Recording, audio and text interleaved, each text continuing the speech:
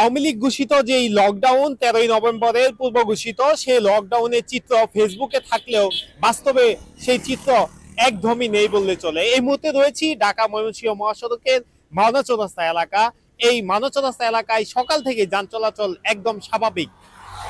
আমরা তারই ধারাবাহিকতায় সারাদিন বিভিন্ন জায়গায় দেখেছি। গাজীপুরের শ্রীপুর উপজেলার বিভিন্ন স্থানে আমরা ঘোরাফেরা করেছি, আইন শৃঙ্খলা বাহিনীর সাথে কথা বলেছি। যেমনটা জানতে পেরেছি যে কোনো জায়গায় কোনো ধরনের বিশৃঙ্খলা ঘটেনি। একই সাথে গাজীপুরের যে শ্রীপুর উপজেলা রয়েছে, শ্রীপুর উপজেলা জয়নাবাজার থেকে রাজেন্দ্রপুর পর্যন্ত কোনো ধরনের মহাসড়কে কোনো ধরনের অনিয়ম কিংবা বিশৃঙ্খলা চোখে পড়েনি। ঢাকা ময়মনসিংহ মহাসড়কের মাওনা উড়াল সেতুর উপরে এই মুহূর্তে রয়েছি।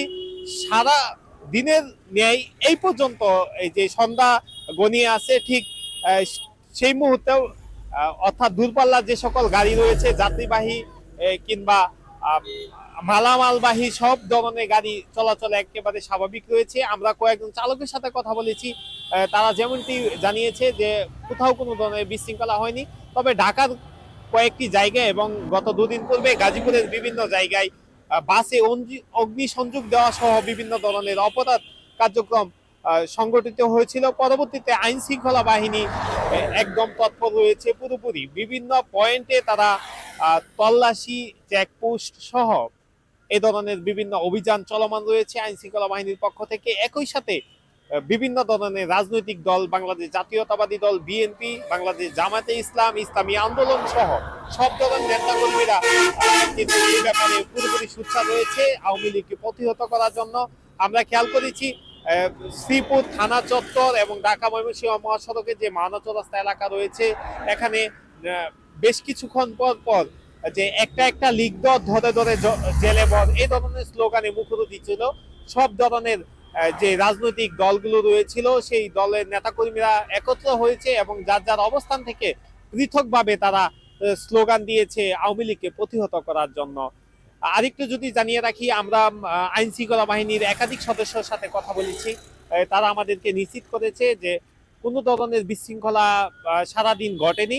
গাজীপুরের শ্রীপুরের চিত্র একদম স্বাভাবিক ছিল। একই সাথে আইন শৃঙ্খলা বাহিনীর যে সদস্যরা রয়েছে তারা সব ধরনের অপ্রীতিকর ঘটনা সামাল দেওয়ার জন্য তারা প্রস্তুত রয়েছে।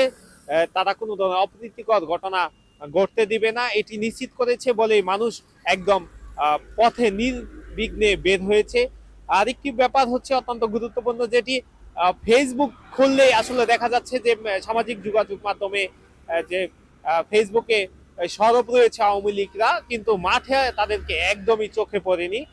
অথচ আমরা ফেসবুকে খেয়াল করেছি বিভিন্ন শ্রীপুরের বিভিন্ন জায়গায় অগ্নিসংযোগের ঘটনা ঘটেছে, পাশাপাশি মিছিল মিটিং এর যে ঘটনা, ছাত্রলীগ সহ আওয়ামী লীগরা মাঠে নেমেছে, এই ধরনের চিত্র আসলে সম্পূর্ণ ভুল। এই ধরনের কোনো তথ্যই আইন শৃঙ্খলা বাহিনী কিংবা সাংবাদিকদের চোখে পড়েনি। একদম স্বাভাবিক রয়েছে গাজীপুরের শ্রীপুরের চিত্র, বরাবরের মতোই স্বাভাবিক। গাজীপুর থেকে এস এম জহিরুল ইসলাম,